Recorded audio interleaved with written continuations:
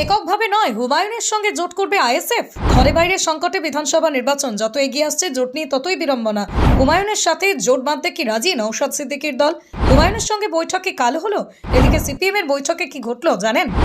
সামনেই পশ্চিমবঙ্গ ভোট, আর সেই ভোটের আগেই জনতা উন্নয়ন পার্টি এবং আইএসএফ এর জোট নিয়ে জল্পনা তুঙ্গে। আর এই বিষয়টি নিয়ে কথা বললেন আইএসএফ বিধায়ক নওশাদ সিদ্দিকী। তিনি বলেন, হুমায়ুন কবির আগে যে কথা বলেছেন সেটা তুলে নিতে হবে, নইলে তার সঙ্গে কথা বলা হবে না। বিষয়টি নিয়েও নিজের মতামত জানিয়েছেন নওশাদ। তিনি বলেছেন যে 294টি আসন রয়েছে বাংলায়, সব সিটে প্রার্থী দেওয়ার মতো অবস্থা নেই, আমাদের অতটা ভালো অবস্থা নেই। আমরা 50 থেকে 60-70 সিটে লড়তে পারি, কিন্তু জোট হলে কিছুটা সিট কমবে। তার স্পষ্ট দাবি, তৃণমূল এবং বিজেপির বিরুদ্ধে লড়াই করতে হবে, সেই জন্যই তারা যে কোনো দলের সঙ্গে জোট চাইছেন। তিনি বলেন, বিজেপি তৃণমূল ছাড়া যত দল রয়েছে তারা একসঙ্গে এসে লড়াই করতে চাইছি। জনতা উন্নয়ন পার্টির চিফ হুমায়ুন কবিরের সঙ্গে জোট বৈঠক করেছিলেন সিপিআইএম এর মোহাম্মদ সেলিম, আর তাতে উত্তপ্ত হয়ে ওঠে রাজ্য রাজনীতি। এই বৈঠকের পর থেকেই তৃণমূল এবং বিজেপি একযোগে সিপিআইএমকে আক্রমণ করেন। ভরতপুরের প্রাক্তন বিধায়ক হুমায়ুন কবিরের সঙ্গে বৈঠকে বসার কি খুব দরকার ছিল? প্রশ্নের মুখে পড়তে হলো সেলিমকে।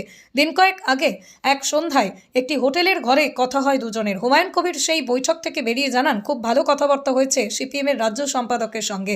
তার থেকে প্রশ্ন উঠতে পারে, বামেদের অন্তর্মহলে শুরু হয় জিন, ঘরবন্ধ, প্রেমে ব্যর্থ, বশীকরণ, বিচ্ছেদ, চাকরি, বিবাহ, ব্যবসা সহ সমস্ত সমস্যা সমাধানের জন্য যোগাযোগ করুন জাকারিয়া সাহেবের তদবিরখানায়। যোগাযোগ নম্বর 9635448476। চর্চা। এবার রাজ্য সম্পাদক মণ্ডলীর বৈঠকেও প্রশ্নের মুখে পড়তে হলো সেলিমকে। দলের রাজ্য সম্পাদকের সঙ্গে তৃণমূলের সাসপেন্ডেড বিধায়ক তথা জনতা উন্নয়ন পার্টির প্রধান হুমায়ুন কবিরের সঙ্গে বৈঠকের প্রসঙ্গটি তোলেন। সূত্রের খবর, ব্যাপারটা যেভাবে উদ্ভাবন করা হয়েছে সেটা পার্টির জন্য ভালো হয়নি বলেই মত পোষণ করেন কয়েকজন সদস্য। পার্টির জন্য এই বৈঠক তো ভালো বার্তা নয়, সেটাই এখন এদিন সম্পাদক মণ্ডলীর সিংহভাগ সদস্যদের মত। আগেই খবর ছিল হুমায়ুনের সঙ্গে দেখা করার বিষয়টি দলের সম্পাদক মণ্ডলীকেও আগাম জানাননি সেলিম।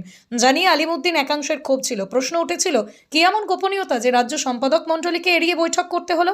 আর এদিন সেলিমের উপস্থিতিতেই হুমায়ুনের প্রসঙ্গ উঠে এলো। জানা গেছে কিছুটা অস্বস্তিতে পড়ে নিজের সপক্ষে পাল্টা যুক্তিতেও দিতে হয়েছে সেলিমকে। পরিস্থিতি সামাল দিতে সেলিমকে বলতে হয়, হুমায়ুনকেও কোনো কমিট করা হয়নি। সম্পাদক মণ্ডলীতে সেলিমপন্থীরা আবার হুমায়ুনের সঙ্গে বৈঠকের সাপেক্ষে সেলিমের পক্ষে পাল্টা যুক্তিও দেন এদিন। ব্যুরো রিপোর্ট, খবর 24।